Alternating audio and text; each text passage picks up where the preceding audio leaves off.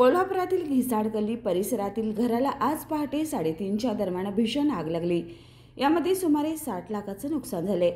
संजय मूग यांच्या घराला ही आग लागली। घरात राहणाऱ्या 5 भाडेकरू कुटुंबाचं प्रापंचिक साहित्य आगीमध्ये जळून खाक झाले। दरम्यान एका भाडेकरूच्या घरामध्ये फटाक्याचं गोडाऊन असल्यामुळे लागलेली आग जोरात पसरली। आग लागल्याची वर्दी घरमालक संजय मूग यांनी अग्निशमन विभागाला दिली। घटनेची माहिती मिळताच अग्निशमन दलाचे 5 बंब घटनास्थळी दाखल झाले। सकाळी 6 वाजेपर्यंत आग आटोक्यात आणता आली। दरम्यान आगीचं कारण अद्यापही समजू शकलं नाही।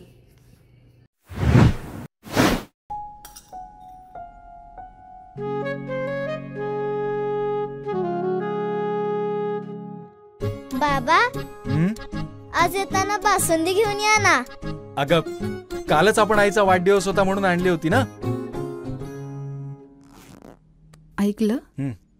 गोकुळची बासुंदी पुन्हा खावीशी वाटतेय। खरं सांगू, मलाही खावीशी वाटतेय। पुन्हा पुन्हा खावीशी वाटणारी गोकुळ बासुंदी।